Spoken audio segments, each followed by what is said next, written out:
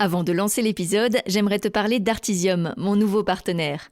Artisium, c'est une coopérative belge pensée pour les freelances créatifs, que tu sois dans l'artistique, la technique, la production ou les métiers associés. Tu restes totalement autonome dans ton activité et Artisium prend en charge tout le reste. Fiscalité, comptabilité, juridique, assurance et toute la partie admin. En gros, Artisium devient ton unique intermédiaire, un cadre solide qui sécurise ton activité et allège ta charge mentale. Concrètement, ça repose sur 3 choses. Une rémunération optimisée, adaptée à ton style de vie, une gestion complète de toute la partie admin et fiscale, et une protection solide pour exercer ton activité dans un cadre sécurisé. Derrière ça, il y a une petite équipe à taille humaine, proche de ses coopérateurs et coopératrices et vraiment ancrée dans les réalités du secteur créatif. Pas de mauvaises surprises. Impôts, charges, obligations sont anticipés pour que tu puisses créer l'esprit tranquille. Leur objectif est simple, rendre ton activité professionnelle durable. Si tu veux exercer ton métier dans un cadre rassurant, entouré de personnes qui comprennent vraiment ta réalité, ça vaut la peine d'y jeter un œil. En tout cas, moi je suis trop fière qu'Artisium soutienne Compose. Toutes les infos sont sur leur site artisium.be et tu peux aussi réserver un call avec eux directement via le lien qui se trouve dans les notes. Allez, place à l'épisode. Compose, épisode 86. Je me rends compte qu'il y a plein de personnes qui sont neurodivergentes, neuroatypiques, qui sont mises de côté, qui ne rentrent pas dans les clous au niveau du travail, qui n'arrivent pas à rentrer dans les cases, qui sont pas suffisamment comprises, accompagnées. Et l'air de rien, cette population, elle est de plus en plus grandissante. On sait pas pourquoi, mais voilà, c'est le cas. Et personnellement, j'ai été diagnostiquée TDAH, donc avec un beau trouble déficitaire de l'attention, pour ceux qui savent pas ce que c'est. Avec hyperactivité ? Avec hyperactivité, mais cérébrale. Ok. Donc, il y a l'hyperactivité physique et cérébrale. Donc, j'ai pas été de ces enfants qui bougeaient partout tout le temps. Mais par contre, ton cerveau bougeait tout le temps. Au secours. Je dors pas beaucoup, d'ailleurs. Voilà. Et en fait, je me rends compte que ces personnes ont envie de rentrer dans la société avec leurs particularités parce qu'elles sont riches. Elles peuvent avoir ces côtés avec ces pensées out of the box. On est généralement réputé pour être problem solver, donc parce qu'on a une grande créativité en fait, de se dire ah ouais il y a un problème là, mais en fait tu devrais faire ça. C'est pour ça qu'il y a pas mal d'entrepreneurs qui ont un TDAH d'ailleurs. Donc voilà, il y en a quelques-uns, même des acteurs aussi. Et là en fait j'ai envie de créer un lab, donc Spicy Brainers, pour former ces neurodivergents à utiliser l'IA pour faciliter leur quotidien. Déjà de 1 et de 2 pour réussir à marketer cette neurodivergence quoi avec l'IA. Et encore une fois ici ce sera en physique, en présentiel. Là je change de format. Trop bien. Je mettrai évidemment des boîtes à outils avec des vidéos etc. parce que j'aime beaucoup ça, je documente beaucoup ce que je fais. Mais c'est plus les rassembler donc dans le lieu que j'ai à disposition ici à Uccle où on est, les rassembler en présentiel et de nouveau que ces personnes se disent je suis pas seule.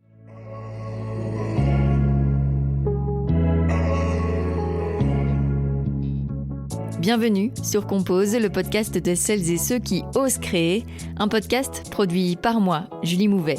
Journaliste de formation, je propose aujourd'hui mes services en communication, community management, copywriting, vidéo, podcast, relations presse, animation de conférences ou table ronde, formation. Bref, je fais ce que j'aime, créer, raconter et connecter. Place à l'épisode. Cette semaine, j'ai le plaisir de recevoir Lara Loïc, formatrice IA et fondatrice de Spicy Brainers. Ensemble, on a parlé de son passé de web développeuse, métier qu'elle a appris en autodidacte, du Covid qui lui a servi de déclic, de son besoin d'humain, de sa maman qui lui a dit un jour « Qu'est-ce que tu attends pour te lancer ?», de l'académie pour les multipotentiels qu'elle a créée, d'étiquettes et de cases, du fait qu'aujourd'hui, elle aide les gens à adopter des solutions IA utiles pour leur quotidien, de son dernier projet, Spicy Brainers, de son TDAH, d'organisation et de rythme, de parler de santé mentale sur LinkedIn, de son expérience dans le salariat, de courage. Juste avant de commencer cet épisode, je vous rappelle que vous pouvez soutenir Compose via Patreon. Je dépose juste cela et je vous souhaite une très belle écoute.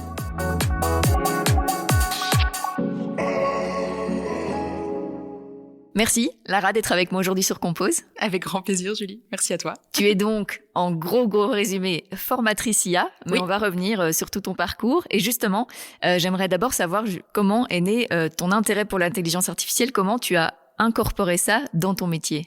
Alors, il faut savoir qu'à la base, je suis web développeuse. Initialement, donc, j'ai toujours été attirée par tout ce qui était web, technologie, créer des trucs sur Internet. En gros, quand j'étais petite, je craquais des logiciels de manière un peu illégale. J'étais une petite pirate, quoi. Donc voilà. Et donc, quand il y a eu l'IA qui a popé dans notre monde à nous, avant que ça fasse un énorme boom, ChatGPT, Claude, etc., moi, je me suis dit, je vais me faciliter la vie grâce à ces outils. Et à force de creuser, de challenger les outils, en fait, ça faisait sens pour moi de partager mes connaissances, mon savoir auprès des autres, quoi. Trop bien. Et revenons du coup au début de ta carrière. Comment en fait t'es arrivée dans le web développement? Enfin, quelles sont les études que tu as choisies? Puis comment t'es arrivée dans cette voie? Alors moi, j'ai pas fait d'études. Il faut savoir que j'ai jamais été faite pour les études. Je suis jamais rentrée dans les cases, pas du tout. Et donc j'ai été une pure autodidacte. Sauf que quand on apprend à développer soi-même dans son coin, on n'a pas spécialement les compétences qu'il faut pour les entreprises. Voilà. Et donc, j'ai suivi simplement une formation au Forum de 6 mois pour savoir comment me vendre, comment cadrer les technologies que j'avais assimilées, en fait, et être, je vais dire, marketable sur le marché pour les entreprises. J'ai très rapidement trouvé un job.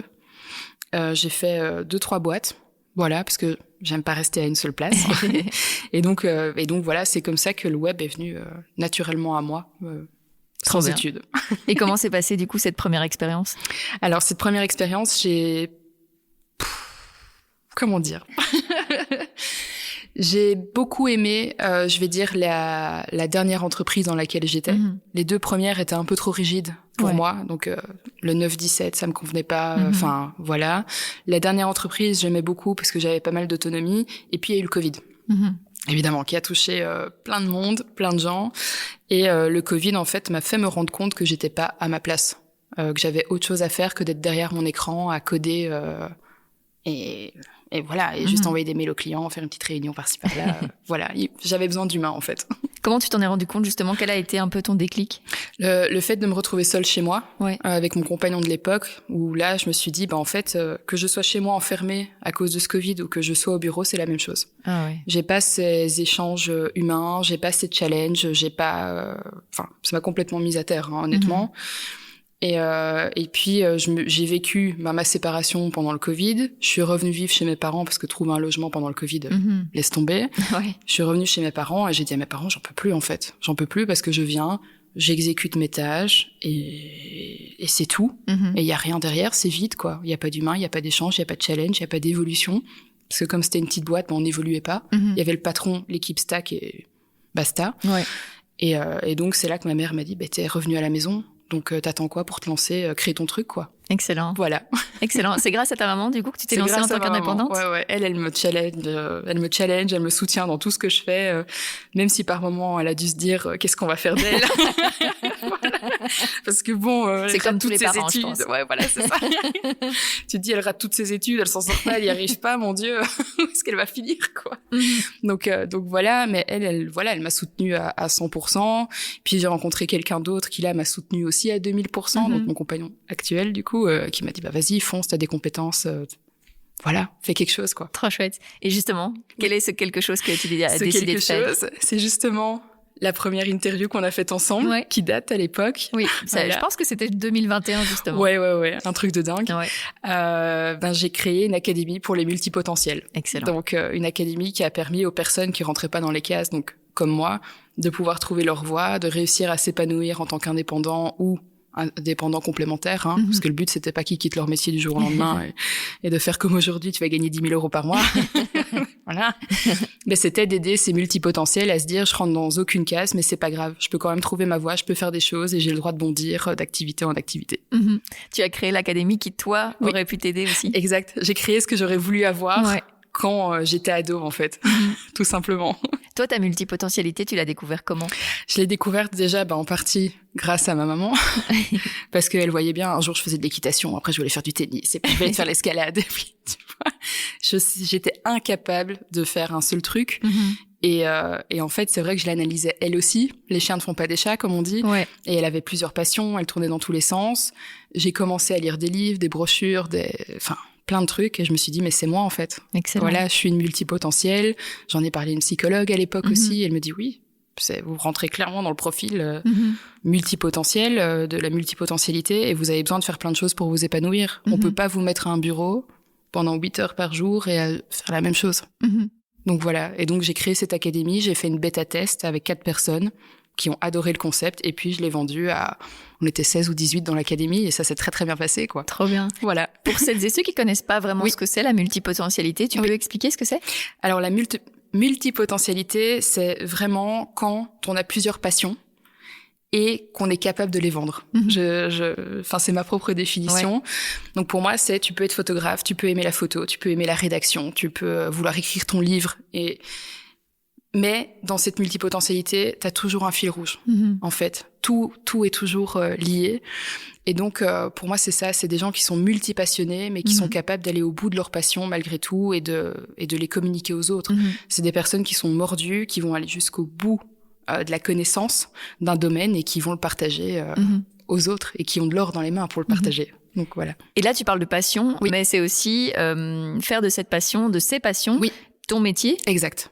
Il y en a certains qui veulent pas. Il y en a qui sont très heureux dans leur job, qui peuvent être dans le marketing et qui adorent ça, mais qui sur le côté en fait vont exploiter plusieurs passions et qui à un moment ont envie de le partager. Ça peut être de la couture, ça peut être de la peinture, c'est des personnes en fait qui font une chose qui les passionne, mais qui osent mettre en avant d'autres passions aussi et bondir d'une à l'autre. Voilà. Et du coup, cette académie, comment ça a fonctionné? Tu parlais de bêta-testeur. Oui. Comment tu l'as lancé? Comment tu as communiqué dessus? Et comment tu as fait venir les premières personnes? Alors, via Instagram. Tout simplement. Excellent. Via Instagram, parce que j'ai lancé un compte, donc, Multipotentiel Academy, qui est fermé depuis, évidemment. Et donc, j'ai pris des bêta-testeurs pour voir un peu leurs besoins, cerner les profils. Parce que pour moi, c'est un peu comme aujourd'hui, des gens ont plein d'étiquettes, mais c'est pas parce que t'as la même étiquette que t'as le même fonctionnement, les mêmes attentes. Et donc avoir 4 profils complètement différents. J'avais une salariée, j'avais une freelance, j'avais une étudiante, incroyable. Donc franchement, c'était le rêve.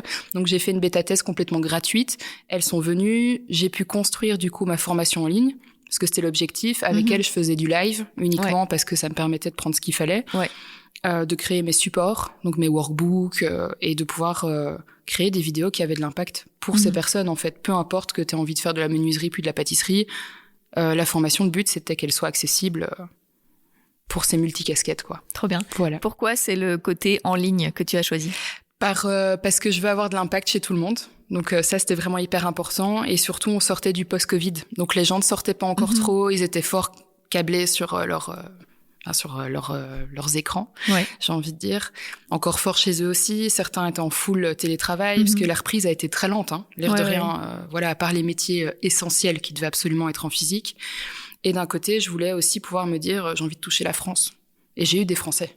Voilà. Donc, je voulais toucher la France, je voulais avoir ce format-là, et je voulais me dire que peu importe qui tu es, tu peux y participer quand tu veux. Et avoir ce format aussi des lives en replay. Si tu sais pas venir parce que tu dois t'occuper de ton enfant ou parce que t'as un rendez-vous ou quoi, c'est pas grave. T'as la vidéo qui est accessible, t'as pas loupé 1 heure de rendez-vous, quoi. Voilà. Oui, et en fait, comme toi, tu étais autodidacte aussi, ça permet justement de pouvoir s'organiser un peu comme on veut, comme tu le dis, et de pouvoir se former quand on en a envie, quoi. Et quand on peut le faire aussi mentalement. Exact, parce que je me rends compte que il y a eu beaucoup de formations qui exigeaient que tu sois présent toutes les semaines, blablabla, sur le marché pour reconnecter les gens. Mais les gens, ils ont un agenda, ils ont des contraintes, ils ont peut-être envie de voir leur famille, de profiter de leurs potes. Ils ont pas spécialement envie d'être tous les jeudis soirs à 18h devant leur écran. Et donc, permettre cette accessibilité, pour moi, c'était hyper important. Et encore une fois, je fais partie des gens qui consomment leur formation en format x2, en accéléré. Ah oui. Parce que sinon, c'est trop lent pour moi. J'ai pensé à ces personnes-là aussi, en fait. De me dire, là, ils suivent leurs vidéos quand ils veulent, ils mettent en accéléré et ils avancent. Trop bien. Tout simplement. Et même si c'était quelque chose que toi, t'aurais aimé avoir, est-ce que quand tu l'as lancé, t'as ressenti un syndrome de l'imposteur? Complètement. À 1000%. En fait, je me suis dit, mais je suis qui pour faire ça? C'est pas parce que t'as lu 50 bouquins, vu 50 vidéos et été voir une psy que tu peux te permettre de faire ça. C'est déjà plus que la moyenne de personnes, hein. Oui, c'est ça. À fond. Je me suis dit, pour qui tu te prends, en fait? Et puis, quand j'ai vu l'engouement, rien que de la page Instagram, j'ai eu, bon, pour certains, c'est pas beaucoup, mais 470 abonnés en 2 mois. Ouais. Je me dis, OK. Et c'était des abonnés engagés. Ouais, c'est ça. Donc, c'est-à-dire que mon ratio like, commentaire, message était excellent par rapport au nombre d'abonnés. Parce que bon, tu peux avoir un gros compte, mais avoir 3 personnes qui like. C'est une réalité. Donc, j'avais des personnes qui étaient vraiment engagées, qui étaient là, qui téléchargeaient mes ressources gratuites, qui répondaient à mes newsletters. Enfin, c'était vraiment très, très chouette. Donc voilà. Et tu parles un peu au passé de cette académie, du coup, qu'est-ce qui s'est passé en fait? Comment tu l'as développée et puis pourquoi ça s'est fini? En fait, j'ai arrêté parce que ce format me coinçait. Ouais. Dans le sens où j'avais quand même une obligation vis-à-vis de ma communauté qui devait être là. Et à un moment, en fait, je me suis dit, ben voilà, j'ai lancé un truc, je l'ai testé, ça m'a plu, mais j'ai envie de faire autre chose. Et j'ai envie d'avoir encore plus d'impact chez les gens et en présentiel. Ouais.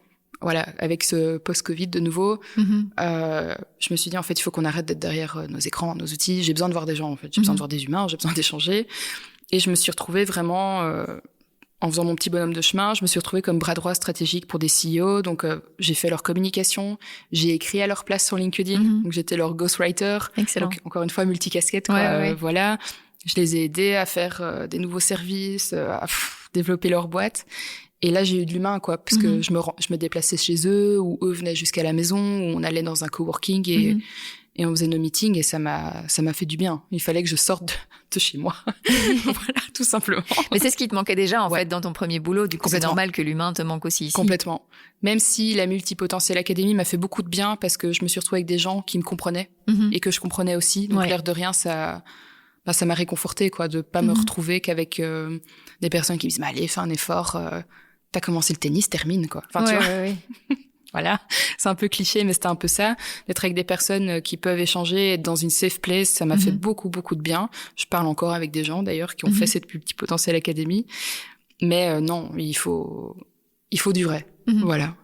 Et justement, c'est pas toujours facile aussi quand on est entrepreneur de trouver ses clients, surtout quand on fait un switch par rapport à nos services. Comment t'as fonctionné justement pour trouver ses premiers dirigeants?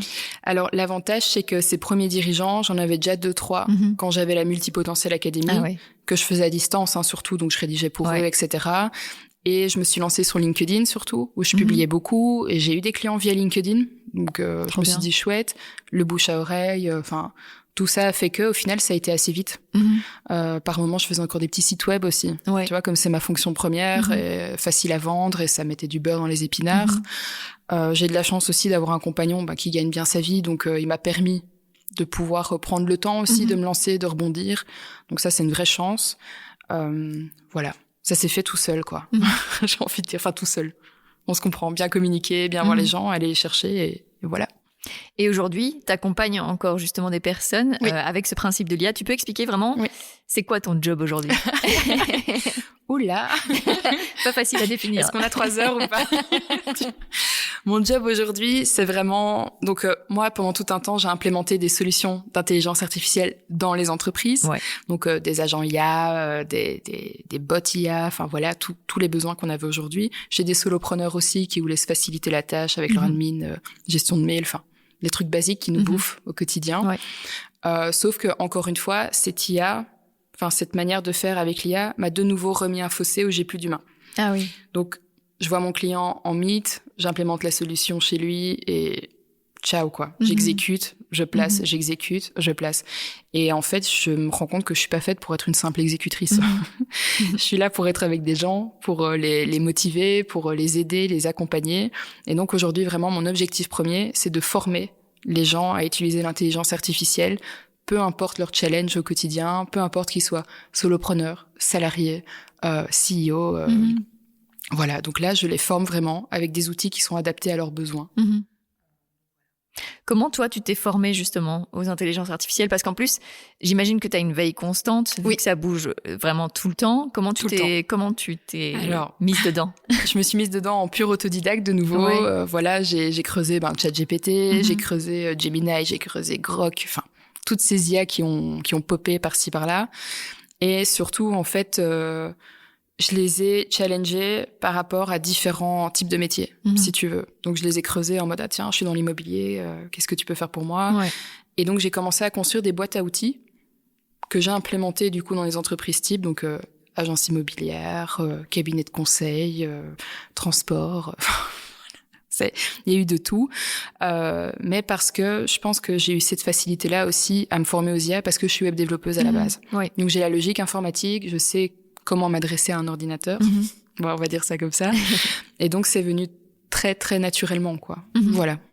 Pour toi, c'est une réelle opportunité ou tu vois quand même des aspects négatifs quand même dans le développement des intelligences artificielles? Alors pour moi, il y a des aspects négatifs parce que ça crée pour moi le syndrome du je sais tout. Donc c'est le syndrome que j'ai inventé, on va dire ça comme ça. C'est que je me retrouve face à des gens du coup qui ont peut-être pas, j'invente une compétence journalistique, mais qui grâce à l'IA vont se dire ah ouais super, en fait là je peux rédiger mon propre article de presse ou quoi.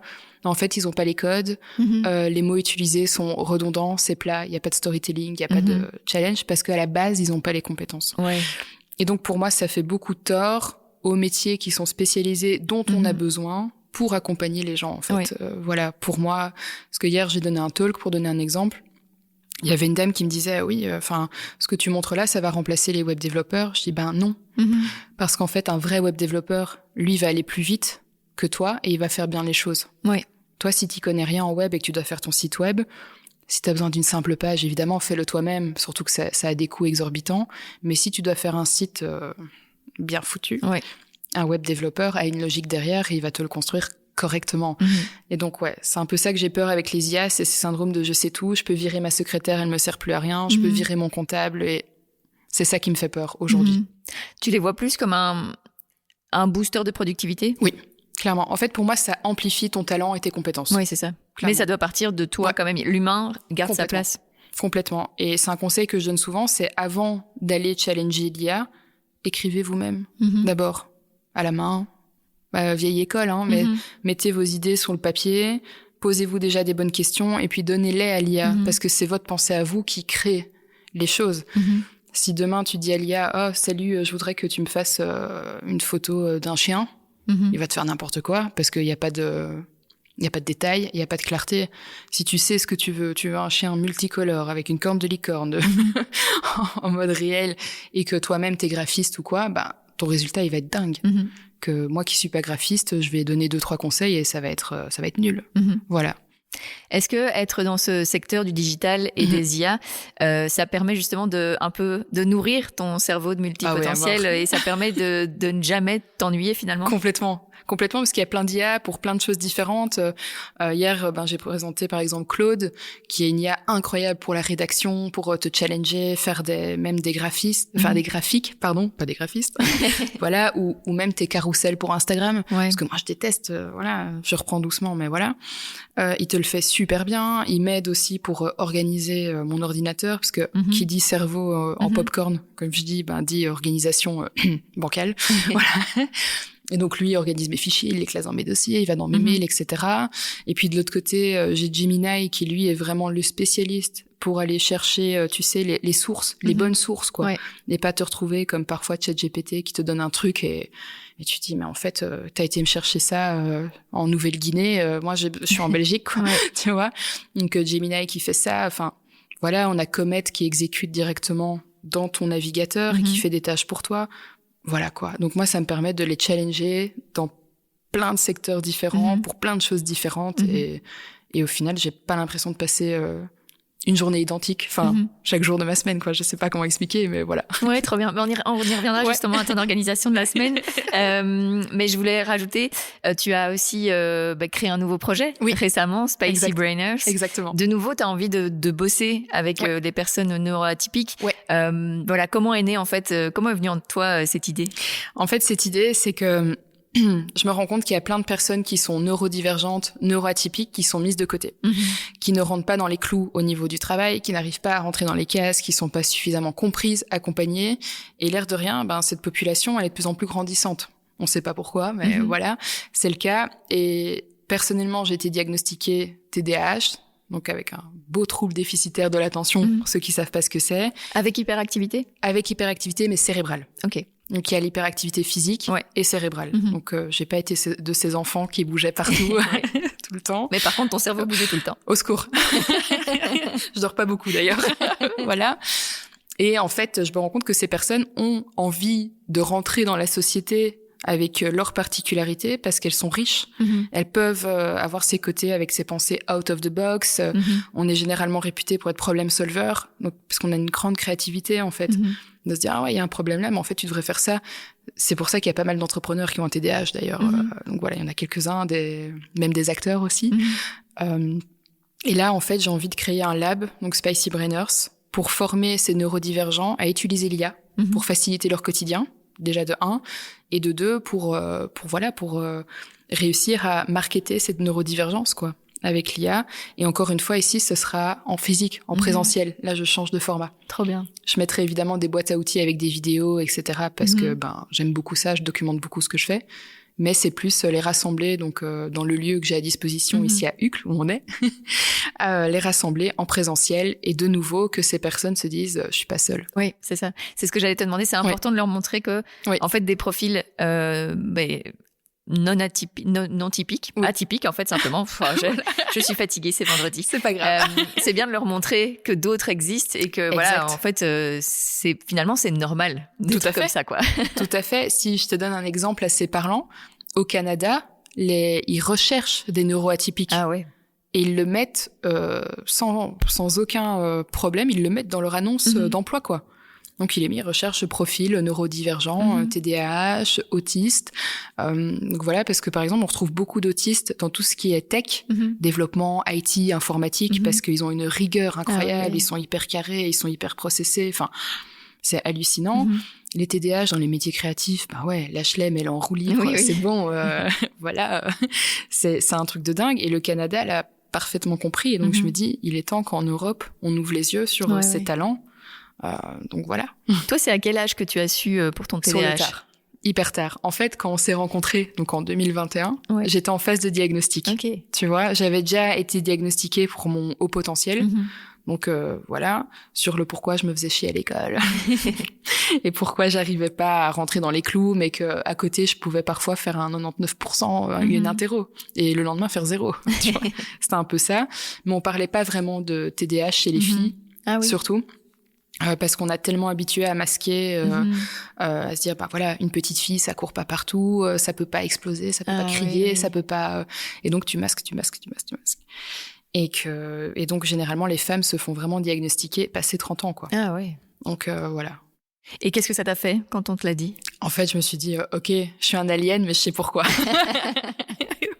Maintenant, je sais pourquoi je suis bizarre à ma façon, pourquoi je ne m'adapte pas toujours aux gens, voilà, pourquoi en primaire j'avais pas trop d'amis non plus parce que je rentrais pas dans les clous, tu vois, ça m'a éclairci plein de trucs et de me dire oui, j'ai foiré mes études parce que voilà, ça allait pas pour moi quoi. Enfin, c'était pas fait pour moi et que j'ai besoin de challenge, j'ai besoin d'être nourrie, j'ai besoin de dopamine comme on dit. Les TDAH ont besoin de dopamine à crever et il faut que je m'amuse quoi.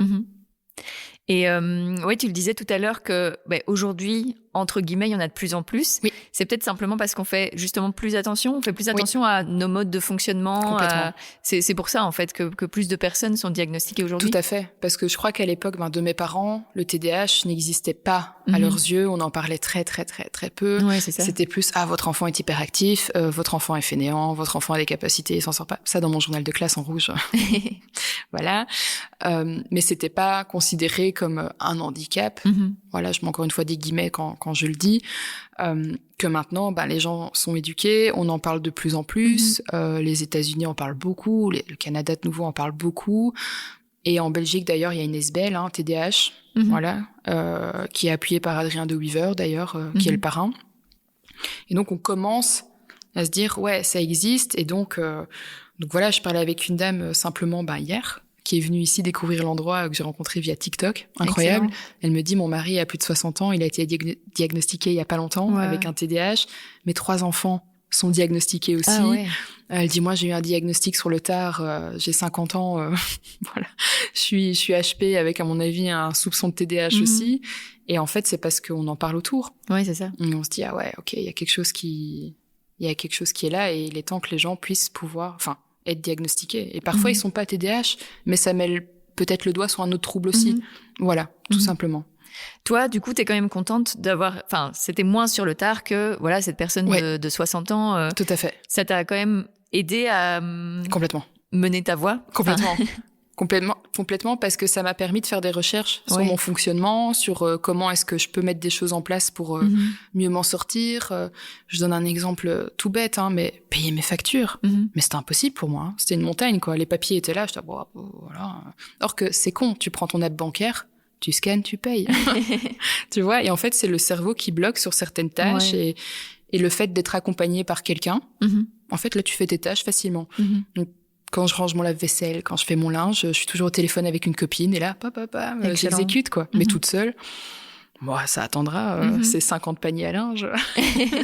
C'est vraiment au fur et à mesure que tu as su mettre en place limite des routines, en fait, pour savoir comment fonctionner. Complètement. Il faut, en fait, quand tu as un TDAH, il faut une routine. Or qu'on déteste les routines. Mais avoir une routine, ça te permet de pouvoir faire les choses comme il faut. C'est pas toujours facile, parce que tu peux avoir ton down de dopamine et donc là t'es pas capable de faire quoi que ce soit, mais à force tu peux anticiper ce moment de down. Donc par exemple le fait d'être entrepreneur, ça m'aide de pouvoir me dire ok, jeudi j'arrive pas à me lever, j'ai pas d'énergie, je suis à terre, c'est pas grave, je reste dans mon fauteuil, j'ai un bouquin, je recharge mes batteries, mais demain je sais qu'en 3 heures je vais rattraper mon retard, quoi. Enfin voilà. C'est ça, c'est vraiment savoir ton mode de fonctionnement et t'écouter en fait. Complètement.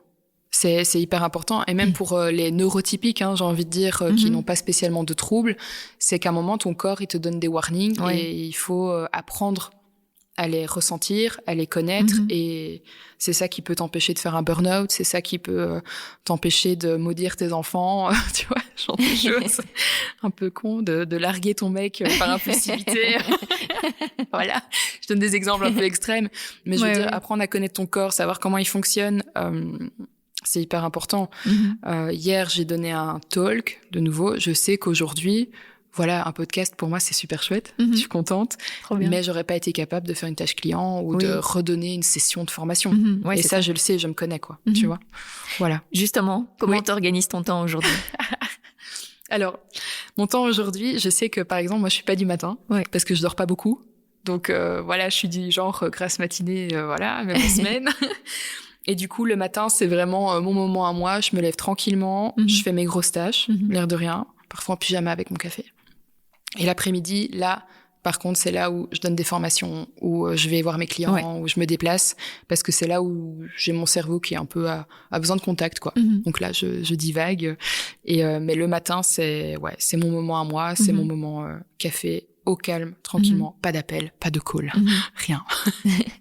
Et tu travailles combien de jours par semaine? Alors, ça dépend. Parce qu'il y a des fois, je vais peut-être travailler 3 jours sur la semaine et je vais réussir à clôturer tout ce que j'ai à clôturer. Il y a des fois, je vais faire 7 jours parce qu'il y a un projet qui me plaît, qui me drive et donc j'ai envie de finir ce que j'ai à faire.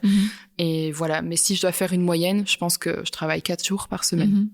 Et ça, c'est mon bon rythme, quoi. Voilà. Et tu arrives à faire des vrais breaks, vraiment à déconnecter ton cerveau et à ne pas penser à ton projet entrepreneurial? Impossible. Impossible, mais j'arrive simplement, tu vois, je mets un casque avec de la musique sans parole. C'est hyper important, style du Hans Zimmer ou quoi. Tu vois. Là, et je me focus avec un livre. Et là, je peux un peu déconnecter. Excellent. Et voilà, où je vais promener mon chien aussi. Ça me permet de vider mon cerveau. D'ailleurs, on sous-estime le bien-être de la promenade.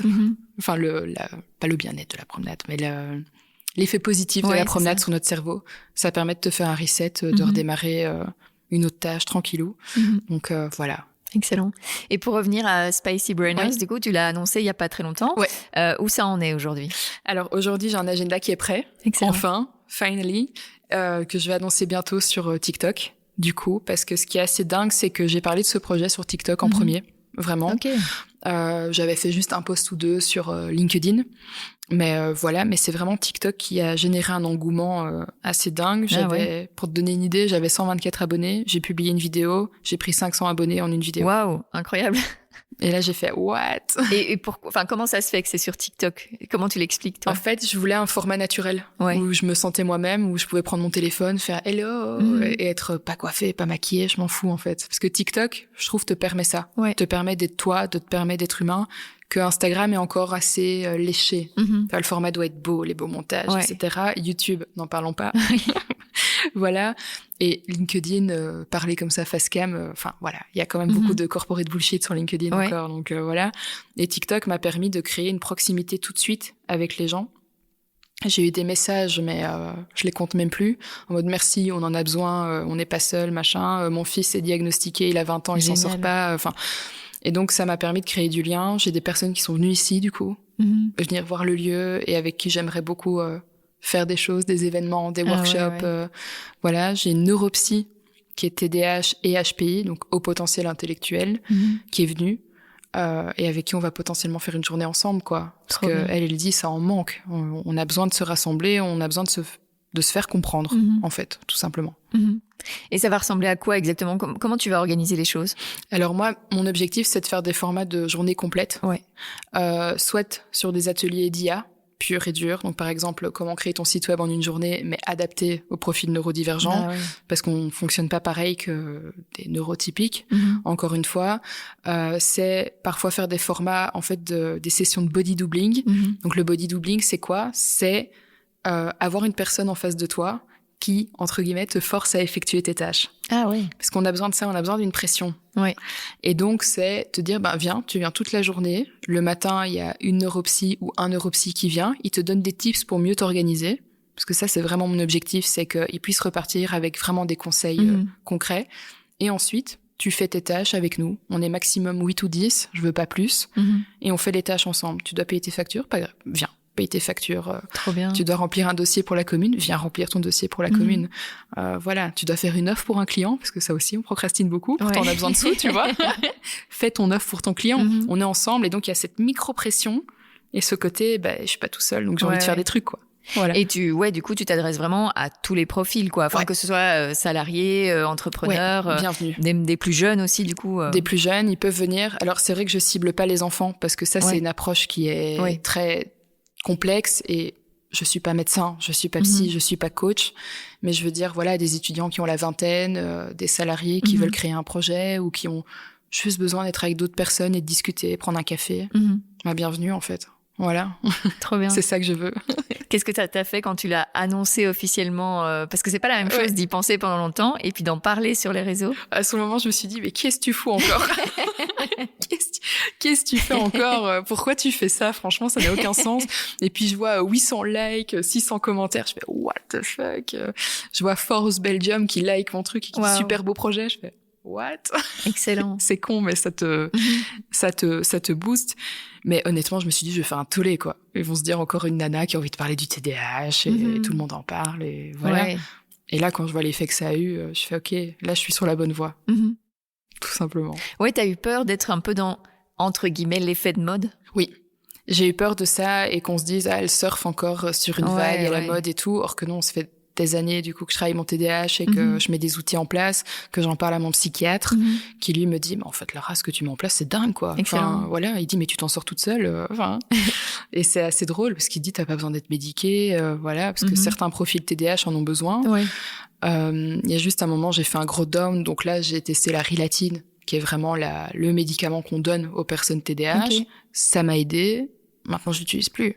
Donc c'était juste une petite aide, une petite béquille, j'ai envie de dire, pour un moment un peu difficile.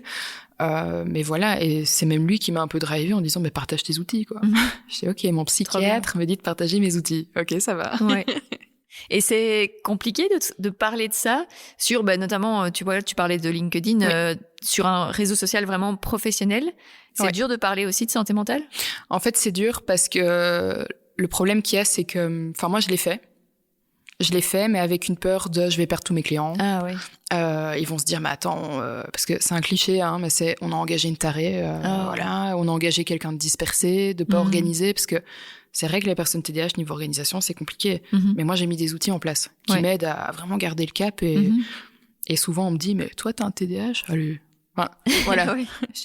Oui, viens chez moi quand c'est vraiment le foutoir et que je fige au milieu en mode, je sais pas par où commencer. Voilà. C'est plus que je...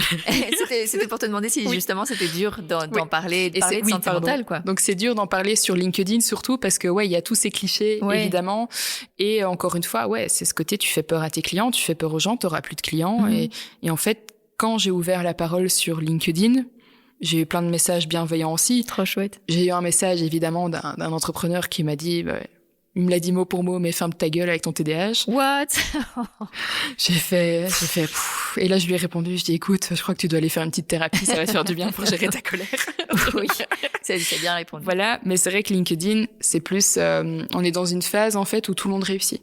Tu vois, c'est l'image de LinkedIn. Je sais pas si tu ressens ça toi aussi, mais c'est ouais, j'ai fait ça, on affiche son chiffre d'affaires, on affiche ses nouveaux clients et tout et tout, et ça fait partie du jeu en soi.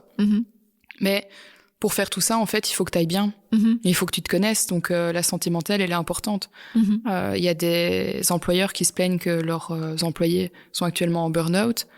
Ben oui, mais qu'est-ce que t'as fait? Est-ce que tu les as écoutés? Est-ce que t'as mis des choses en place? Est-ce que c'est clair. Voilà, et donc moi, je me suis dit, en fait, tu sais quoi, tu t'en fous. Tu t'en parles. Tu parles de ta dépression. J'ai fait un burn-out ici début d'année, un beau burn-out. Je m'en suis sortie, je suis revenue, j'en ai parlé, m'en fous. Je fonce, j'en parle. Ça plaît, tant mieux. Ça plaît pas, je m'en fous. C'est pas toi que je vais en parler, quoi. Voilà. Comment tu t'en es sortie? Tout simplement en faisant le point avec moi-même. Sur qu'est-ce qui va pas. Ce qui va pas, c'est que je fais qu'exécuter tout le temps. Je suis toute seule dans mon bureau. Voilà, on en revient. Tu vois. Je suis enfermée dans ma grotte et j'en sors pas. Et donc, à un moment, c'est juste se dire, en fait, qu'est-ce que t'aimes? J'aime transmettre, j'aime rassembler, j'aime apprendre, j'aime challenger et j'aime l'humain, quoi. Voilà. Trop chouette. T'as l'impression de, là, aujourd'hui, d'avoir su construire un projet qui te correspond? Ouais. Enfin, parce que autant la Multipotentiel Academy, ça a été mon bébé. Mais autant je sentais que j'allais pas le faire toute ma vie. Autant là, Spicy Brainers, c'est dans mes tripes. Je sais pas l'expliquer, quoi. C'est me dire, en fait, t'as une mission de vie. Et ta mission de vie, c'est de dire à ces neurodivergents qu'ils ont leur place et qu'il y a plein d'outils pour les aider. Voilà. Alors, encore une fois, je suis pas psy, je suis pas coach. Mais à mon échelle, avec l'intelligence artificielle notamment, je peux les aider à mettre des outils en place, je peux les aider à faciliter leur quotidien et à pouvoir parfois faire ce premier pas pour lancer leur propre projet. Voilà. Comment tu vas réussir comment tu vas partager ton temps entre justement Spicy Brainers et toutes les activités et ce que tu dois faire pour tes clients? Alors l'objectif, c'est que sur le long terme, c'est que Spicy Brainers prennent mon mi-temps. Ah oui. Et que le reste du temps, là, je vais former en entreprise, je vais transmettre en entreprise, parce que j'aime beaucoup ce contact-là aussi. C'est débarquer dans des milieux corporate, c'est les challenger, les former et les aider aussi dans leur quotidien, même s'ils sont pas neurodivergents. Voilà, parce que l'IA peut aider beaucoup de personnes. Ce sont des personnes dyslexiques, tout simplement. Mince, je fais des fautes d'orthographe dans tous mes mails, mais oui, mais t'inquiète, telle intelligence artificielle peut t'aider, on peut la configurer pour ton métier, et voilà. Donc j'aimerais cette balance mi-temps Spicy Brainers, mi-temps je vais en entreprise, je vais former et voilà. Pourquoi c'est vers les entreprises que tu t'es dirigée vraiment? Parce que c'est là où il y a le plus de challenge pour moi. Je pense parce que j'aime ce côté aussi où en fait ce que je fais peut avoir de l'impact sur ce que font les autres. Le profil en fait dans les entreprises, je peux autant côtoyer le CEO que la salariée. Que la secrétaire, que l'assistante, que le manager, et j'aime ce côté multiprofil en fait. Et c'est ça qui me plaît. Aller dans les écoles, c'est pas trop ma cam. Voilà, il faut quand même une formation spécifique. Maintenant donner des workshops à des solopreneurs aussi qui sont pas spécialement neurodivergents, ça effectivement je vais en faire aussi carrément. Donc voilà. C'est retourner dans ces entreprises, c'est un peu revenir là où tu as commencé, mais que ça ne te correspondait pas finalement. Exact. À 100%, donc c'est un peu contradictoire. Mais c'est me dire que moi, je peux apporter quelque chose qui peut changer leur quotidien en fait. Ce que j'aurais aimé avoir. Franchement, à l'époque, si on m'avait donné des boîtes à outils, une IA entre les mains que j'aurais pu challenger pour m'aider à avancer, pour m'aider à aller plus loin même, dans les tâches que mon patron de l'époque me donnait. Parce qu'au final... j'étais coincée dans ce côté, il faut que tu fasses ton site, tu recopies le site et blablabla, et c'est parti, quoi. Non, on peut faire plein de choses, on peut développer l'entreprise. Et c'est aussi parfois révéler des talents en interne et dire au CEO ou à la DRH, lui, il a une créativité de fou, faut le mettre ailleurs, quoi. Enfin, encore une fois, je suis pas spécialiste en recrutement, mais c'est peut-être parfois révéler des potentiels et se dire, lui, il est pas à la bonne place, il doit avoir un autre rôle parce qu'il sait faire ça, il a envie de faire ça et ça. Et donc, ça peut permettre aussi à une entreprise de garder un talent et de l'élever, ce que j'aurais aimé avoir. Trop bien. Voilà. Ce sont des missions qui durent combien de temps en général? En général, je forme une journée par groupe, donc voilà. Donc c'est assez one shot, vraiment. Mais parfois on peut me rappeler parce qu'il y a un nouveau challenge, il y a des nouveaux dans l'équipe, il y a des nouveaux outils qui sont sortis, on veut savoir si oui ou non ils sont faits pour l'entreprise, pour son environnement, mais voilà, c'est généralement du one shot. C'est pas frustrant justement d'aller en one shot et puis après de pas savoir en fait comment ce qui se passe une fois que tu es parti? Je pense pas pour moi, parce que d'un côté ça me permet d'ouvrir d'autres portes. Ah oui. Et l'air de rien, c'est rarement un one shot. Parce qu'on me rappelle souvent 2-3 mois après, en mode, tu veux pas revenir faire une petite mise à jour ou quoi? Et j'ai des retours sur, lui, il a fait ça, lui, il a découvert ça. Ah, on a pris une licence pour tel outil, c'est trop chouette. On a arrêté cette licence parce que c'était l'enfer. Enfin, tu vois. Et c'est aussi parfois tout simplement, se dire, j'ai construit une boîte à outils sur mesure pour eux, pour leurs besoins, mais je peux venir encore la compléter, je peux venir l'améliorer, je peux venir la challenger aussi. Voilà. Comment tu prospectes? Comment je prospecte? Je prospecte pas. C'est ça qui est bien, fou. ça. En fait, j'ai fait beaucoup de networking à un moment donné, parce que, encore une fois, l'humain. Et c'est là où j'arrive le plus à créer du lien et à trouver des personnes avec qui j'ai envie de bosser. Ça, c'est clair. J'ai arrêté les networking pendant un moment parce que j'en pouvais plus. Voilà. Hier, j'ai fait un talk dans un networking, et là, de nouveau, j'ai créé des chouettes connexions. Et en fait, je crois que c'est plutôt comme ça que je vais chercher mes clients, ou parce que j'ai eu un chouette post Instagram, ou parce que j'ai eu un chouette post TikTok, ou un chouette post LinkedIn. Mais prospecter, ça fait pas partie de moi. Je n'aime pas ça. Et ce qui marche aussi, c'est les recommandations. On me recommande et on vient me contacter. Je viens de la part de tac, et voilà. Et tu travailles partout en Belgique? Partout. Partout. Tu m'appelles, tu veux que j'aille à Bruges, je vais à Bruges. Bon, je parle pas néerlandais, donc j'irai pas à Bruges, quoi. Mais tu vois, je vais partout. Il y a pas de problème là-dessus, voilà. Et à partir de combien de temps t'as su vivre de ton activité? J'ai été rentable tout de suite, en fait. Ça, c'est mon excellent. avantage. J'ai été rentable tout de suite. Donc ici, que ça soit pour la Multipotentiel Academy, quand je me suis lancée comme indépendante, ou ici pour Spicy Brainers, voilà, j'ai été rentable immédiatement. Sans aucun problème, je touche du métal du coup parce qu'on n'a pas de bois. Voilà, on a du bois. Mais j'ai jamais eu trop de problèmes. Il y a juste 2 ans, j'ai eu une phase un peu de down parce qu'il fallait que je me repositionne, que j'aille rechecker un peu mon marché. Mais là, tout va bien. Voilà. Ça représente quoi pour toi d'être indépendante? Ça représente... qu'est-ce que ça pourrait représenter? C'est la liberté surtout, comme beaucoup d'indépendants, je pense.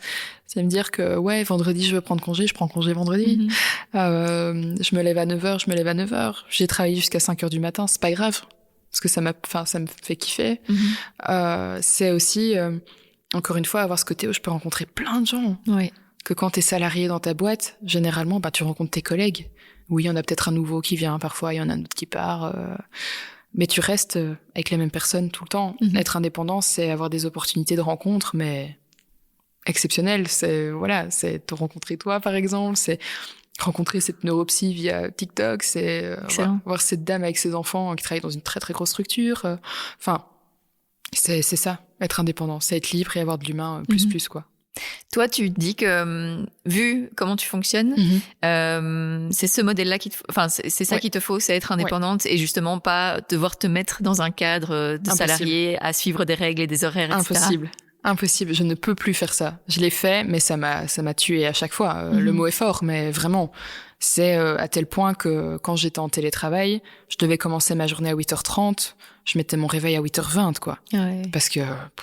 Voilà, je voulais pas me lever tôt, j'étais fatiguée. Parce que comme moi je suis quelqu'un qui est hyper productif fin de matinée, j'ai un gros crash début d'après-midi, et puis à 18h, je suis repartie comme une dingue, quoi. Là, je suis parfois avec mon ordi comme ça, jusqu'à 23h, minuit, 1h, 2h, voilà. Que le salariat te le permet pas. Pourtant, il y a certaines entreprises, je pense aux entreprises de tech, qui pourraient le faire, parce que ces gens n'ont pas besoin d'être là, à un bureau. C'est de dire, ok, bon, il faut une certaine confiance aussi, hein, évidemment. Mais il y a des boîtes françaises qui, par exemple, ont tous leurs employés en remote. Tu travailles la nuit, tu travailles depuis les Philippines, tu travailles depuis les Philippines, tu travailles depuis les US, tu travailles depuis les US. Du moment que le taf est fait et que t'as fait tes heures, on s'en fout, quoi. Il y a même une boîte qui, si t'as fini ton taf à 13h et que ça a bien été fait, tu peux rentrer chez toi. T'as fait ce que t'avais à faire et basta, quoi. Voilà. Et donc, si j'avais eu ce genre de modèle en Belgique, je crois que j'aurais été encore salariée parce que j'aurais pu vraiment être moi, tout simplement, Mhm. et pas lutter contre ma nature, en fait. Mais voilà. Mais là, je ne pourrais pas. Mhm. Je ne pourrais pas, surtout que la Belgique, en ce moment, fait marche arrière quant au télétravail et on recule. Oui, j'allais te demander, avec le Covid, au moment du Covid, ça a un peu changé, mais en fait, on est revenu à l'avant-Covid. Ouais. Il y a certaines grosses structures qui, elles, ont continué parce que ça a diminué les coûts des bureaux, location des bureaux. Je pense à cette grosse boîte, par exemple, Accenture, tu vois, qui a vraiment réduit en masse. Ouais. Il y a par exemple Odoo aussi, pour les citer. Eux, ils ont un turnover interne. Donc, il y a une équipe qui est en télétravail le lundi, l'autre équipe est en télétravail le mardi, et parce qu'ils sont nombreux aussi. Eux, par contre, ils ont compris que les gens avaient besoin de liberté, avaient besoin d'équilibre, mais à côté, les tâches doivent être faites, les tâches doivent être prestées, mais on autorise ce télétravail. Voilà. Même si c'était dur, cette expérience vraiment dans le salariat, t'es entre guillemets contente d'être passée par là pour savoir ce qui ne te correspondait pas? Exact. Je suis contente, et aussi parce que je crois que ça m'a forgé. Ça m'a donné aussi quand même ce cadre du travail, de comment est-ce que tu dois gérer un projet, comment est-ce que tu dois gérer tes clients, comment est-ce que tu chiffres, tout simplement, parce que quand t'es indépendant du jour au lendemain et que t'as jamais vendu un seul service, tu dis bon, bah, je vais demander 20 € de l'heure. Bah non, c'est pas vivable. Il y a 56% d'impôts, 25% de TVA. Allez, t'as 1 euro. Voilà, t'as 1 euro. Exactement. On est en Belgique quand même, tu vois. Donc voilà, ça t'aide à faire ça, oui, à découper un projet et avoir de l'expérience, quoi. Apprendre à collaborer avec les autres aussi. Puisque même si là, oui, je donne des formations et tout, ben, tu dois apprendre à avoir cette dynamique d'équipe, à comprendre les différences de chacun et à se dire on n'est pas tous pareils, quoi. Donc non, je regrette pas du tout mon expérience de salarié, vraiment pas. Trop bien. T'avais des exemples d'indépendants autour de toi? Des exemples, j'ai mes parents qui sont indépendants. Ça aide. Ça fait beaucoup. Et comme eux sont indépendants, bah quasiment tous leurs amis sont indépendants aussi. Donc j'ai été entourée de ces électrons libres, j'ai envie de dire, depuis très longtemps. Ma maman s'est mise indépendante sur le tard parce qu'elle aidait beaucoup mon beau-père à l'époque pour sa propre société à lui. Et elle élevait surtout mon frère, ma sœur, elle s'occupait de moi, voilà. Donc c'était un choix entre eux. Puis quand les enfants étaient grands, voilà, elle a dit bon, il faut que je fasse quelque chose. Donc elle a créé ses gîtes insolites. Excellent. Dans les bois, voilà. Bon, bah, ok. Sur le côté, elle a fait de la céramique, elle fait. Bref, les chiens ne font pas des chiens, comme je le disais. Mon beau-père, lui, il a une société dans le bâtiment, donc il rénove des maisons. Enfin voilà, c'est un truc de dingue, quoi. C'est voilà, leurs amis aussi, indépendants, que ça soit dans les assurances, l'étanchéité, des architectes, donc ces gens qui refusent de rentrer dans les cases. Et les voir justement, voir ces gens réussir, ça t'a donné confiance pour toi-même? Ça m'a donné confiance et surtout, ça m'a permis de me dire c'est possible. Voilà, je pense que si j'avais été dans une famille qui était que dans le salariat, je pense pas que j'aurais eu ce courage de me lancer, clairement. Trop bien. Oui, pour toi, il faut du courage pour se lancer. Ouais, il faut du courage. En Belgique, il faut du courage. En Belgique, il faut du courage. Voilà, parce que je donne l'exemple d'un proche à moi, que je ne citerai pas. Lui, il a eu un redressement fiscal de 100 000 balles, quand même, énorme, et il a failli tout perdre. Tout perdre, que ça soit sa baraque, sa voiture, tout. Pour une erreur, en fait, de comptabilité, qui lui-même n'est pas responsable. Il a engagé un comptable qui est certifié, et c'est à lui de faire les choses, quoi. Donc, voilà. Donc oui, il faut du courage parce que tu peux te dire que du jour au lendemain, tu peux tout perdre. On n'a pas de sécurité, on n'a pas un filet qui dit si demain ça va pas, t'en fais pas, on te verse 1 000 € et tu vas payer tes factures. Non. T'as intérêt à avoir ce qu'il faut, avoir une personne près de toi qui peut t'aider financièrement. Et en toute transparence, à un moment quand j'ai eu ma vague de down, mes parents m'ont aidé. Tu vois, ils m'ont dit ok, ça va, hop, on va payer ça pour toi, je les ai remboursés par après. Mais j'ai eu de la chance de les avoir. Et pareil, mon compagnon qui est là aussi et qui dit oui, ok, je suis là, quoi. Voilà. Oui, comme tu le disais tantôt, enfin voilà, il y a les collaborateurs, il y a aussi l'entourage, il y a le ou la comptable. C'est important vraiment d'être bien entouré quand on se lance. À crever. Pour moi, quand t'es indépendant, il faut un excellent comptable, un excellent avocat et de chouettes entrepreneurs autour de soi. Voilà. Ça, c'est indispensable parce que de un, ton comptable, il peut te faire couler. Clairement, si t'as un mauvais comptable qui fait mal tes papiers et tout, voilà, redressement fiscal. Ouais, clairement. T'es mort. T'es complètement mort. C'est aussi ce comptable qui te dit, vu que tu commences à bien gagner, fais des versements anticipés parce que sinon tu vas te faire ramasser, quoi. Ok, voilà, je verse autant, je fais ci, je fais ça. C'est, là, il est temps que tu fasses des frais, achète une nouvelle voiture. Enfin, c'est con, mais c'est ton conseiller, c'est ton pilier, en fait. Lui, il gère les finances. Toi, en soi, en tant qu'entrepreneur, oui, il faut quand même des bases, parce que sinon tu fais n'importe quoi avec ton argent, et ça, c'est pas une bonne idée. Ouais. Mais c'est pas toi qui dois avoir cette casquette de voilà, comment je gère mes impôts, comment je gère ma TVA, comment je gère ça. Donc voilà, et un excellent avocat, oui, pour te protéger, faire tes contrats, tes conditions générales de vente, des litiges, hyper important. Un mauvais avocat, ça peut te coûter très cher aussi, donc voilà. Et les autres entrepreneurs, pourquoi ? Les autres entrepreneurs, parce que être challengé, bien entouré, ça fait du bien. Et il y a beaucoup d'entrepreneurs, malheureusement, qui parfois ont ce côté jalousie, ce côté je dois être supérieur à toi, ce côté où en fait, c'est en Belgique, c'est tu réussis, t'as de la chance, t'échoues, ouais, je te l'avais dit, voilà.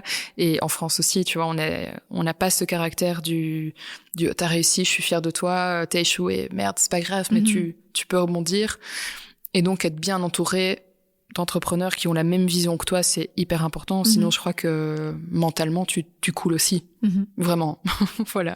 Et pour revenir un peu aux réseaux sociaux, tu disais voilà, que tu allais te remettre, en tout cas, à la création de posts, etc., que LinkedIn, on le connaît, parfois c'est trop bullshit corporate. Comment toi, tu te positionnes et comment tu fais pour suivre un calendrier éditorial? Enfin, est-ce que tu te crées un calendrier éditorial? Non. Comment tu t'organises? Alors pour ça, je suis pas un exemple du tout. C'est que j'ai essayé, tu vois, calendrier éditorial, t'as ton outil Notion, je sais pas si tu connais. Voilà, oui, j'ai ça. Voilà, tout le monde s'organise dedans, c'est super, c'est génial. Non, pas pour moi. En fait, moi, je suis quelqu'un qui, par exemple, je vais être dans mon fauteuil et je vais me dire, j'ai envie d'écrire sur ça, quoi. Donc, je vais écrire dans mes notes iPhone. Je crois que j'en ai 10 000, c'est une horreur, faut pas aller dedans. Mais j'ai toutes mes idées, j'écris, et c'est plus, j'ai pas envie de me forcer à partager quelque chose. Je veux que ça soit instinctif. Je veux me dire, aujourd'hui, j'ai envie de parler de ça, quoi. Ouais. D'où le fait que j'adore TikTok. Parce que qu'il soit 8h du matin, 23h, je prends mon téléphone, je me filme, je parle, ça sort et on s'en fout. Il y a pas de montage, je fais des et ça pose pas trop de problèmes, quoi. Donc voilà, mais j'ai pas de calendrier édito, même si pour l'algorithme il faudrait, mais non. Et te montrer sur les réseaux, ça a été un step ou ça a été naturel? Ça a été dur. Ouais. Au début, ça a été dur parce que tu sais, je me disais, mais mes potes, ils vont me juger, ma famille va... En fait, c'était plus la réaction de mes proches, que des inconnus, en fait. De dire, moi, j'avais peur qu'on dise à mon compagnon, ouais, ta meuf, là, elle est sur TikTok, tu vois, elle raconte sa life, tu vois, c'est tout, des trucs comme ça. Voir aussi, j'avais quand même des solides profils qui me suivaient, des entrepreneurs de haut vol, quoi, vraiment. Ouais. Et je tape punaise, et ils vont se dire, qu'est-ce qu'il fout, l'autre, avec ses petits posts à la con, là. Donc c'était super dur. Et puis à un moment, je me suis dit, en fait, tu t'en fous, S'ils te critiquent ou quoi, c'est leur problème. Et moi, je fais ma vie, quoi. On ne peut pas plaire à tout le monde. Exact. Et justement, ça a dû t'aider aussi de voir les réactions et que tes contenus, en fait, aient du sens pour certaines personnes. Ouais, quoi. Franchement, quand t'as des retours comme ça, tu te dis, OK, je suis à ma place, je suis au bon endroit. Et je dois continuer à faire ce que je fais. Et oui, il y aura toujours un rageux, il y aura toujours quelqu'un de pas content, il y aura toujours quelqu'un qui te donnera des conseils en mode tu devrais plutôt faire ça. Ça, évidemment, c'est l'humain, on peut pas le contrôler. Mais moi, si j'ai déjà de l'impact sur 2 personnes, je suis heureuse, en fait. Voilà. Trop bien. Tu parlais de toutes les notes dans ton téléphone, du fait que quand t'avais des idées, t'écrivais. Est-ce qu'un jour, tu penses que tout ça, tu pourrais le rassembler dans un livre ou un autre format? J'aimerais beaucoup. Je t'avoue, j'aimerais beaucoup. Trop bien. Mais je sais pas, en fait, écrire un livre, c'est un rêve depuis toujours. Parce que pour ça, encore une fois, je remercie ma maman. Elle, quasiment tous les mois, elle nous emmenait choisir un livre. Donc on lisait tous à la maison, voilà. Ma petite sœur avait plus de mal avec la lecture, mais mon frère et moi, on était mordus, on avait nos bouquins, et donc lire, que ça soit des thrillers, que ça soit des trucs sur le business, le développement, etc. Donc je me suis dit, un jour, je vais écrire mon livre. Mais sauf que j'ai un cerveau qui va tellement dans tous les sens. Je me dis, comment je vais faire? Je connais une bonne coach d'auteur, si tu veux. Super, je prends. Carrément. T'es fière d'avoir osé te lancer ton propre projet? Ouais, clairement. Aujourd'hui, je peux le dire, en fait. Tu vois, parce qu'au début, tu dis, j'ai fait ça parce que j'avais pas le choix. Je suis devenue indépendante parce que j'avais pas le choix. Voilà, c'était ça, ou alors j'allais mourir dans une boîte. Voilà. Mais aujourd'hui, je suis fière de moi. Je le dis. Je suis très contente d'avoir fait ce que je fais. Trop bien. T'as l'impression aussi de mieux te connaître en tant que personne grâce à ton projet entrepreneurial? Ouais, carrément, parce que en fait, même en tant qu'entrepreneur, à un moment, quand j'ai eu ce gap entre Spicy Brainers, l'IA et l'accompagnement stratégique, je me suis forcée à être une entrepreneur qui ne me correspond pas. Ouais. En fait, parce que t'as aussi cette pression avec les réseaux sociaux de tu dois être une entrepreneur qui recrute, qui engage, qui machin. Oui. Et encore une fois, j'ai engagé une personne. Je me suis dit ouais, ça va être cool, machin et tout. Sauf que j'ai pris un profil junior, donc je passais ma vie à rattraper derrière et j'y en veux pas parce que les juniors ont besoin de se former. À ce moment-là, c'est le moment où tous mes clients se sont crachés, plus de trésorerie, plus rien. Ouais. J'ai mis 3 mois à la payer. Tu vois, c'est l'enfer. Et je m'en veux beaucoup de ça, évidemment, parce que tu te dis, quand t'es indépendant, tes sous, c'est hyper important.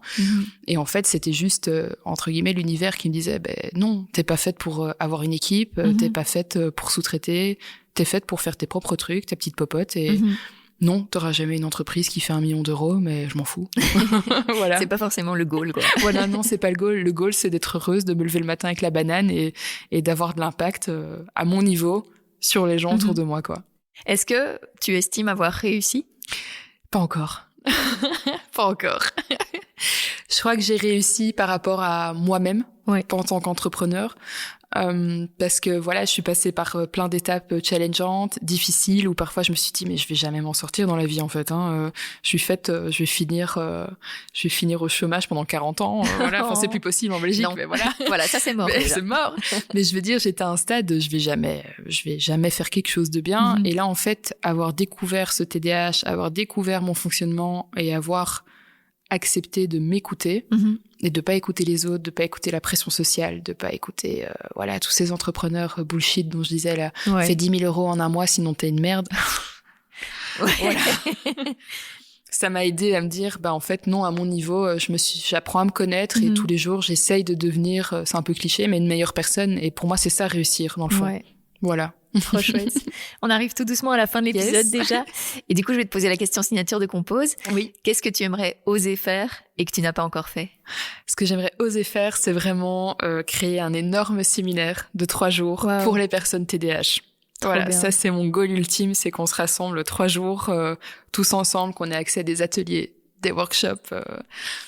3 jours de séminaire pur TDAH. Welcome. Ça serait mon rêve ultime aujourd'hui. Merci beaucoup. Merci à toi, Julie. C'était trop chouette. Oui, à fond. À fond, c'était trop bien.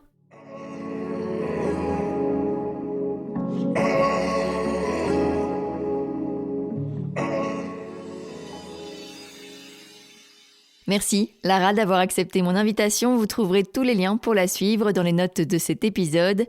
J'espère qu'il vous a plu. Alors si c'est le cas, n'hésitez pas à me le faire savoir en laissant commentaires et étoiles sur la plateforme que vous êtes en train d'utiliser pour écouter, et à vous abonner à Compose sur tous les réseaux sociaux. Et puis, si vous voulez m'aider à développer ce projet, n'hésitez pas à le soutenir financièrement via Patreon. Compose est un podcast réalisé entièrement par moi, Julie Mouvet. Le générique a été produit par le talentueux Alès. À bientôt pour un nouvel épisode.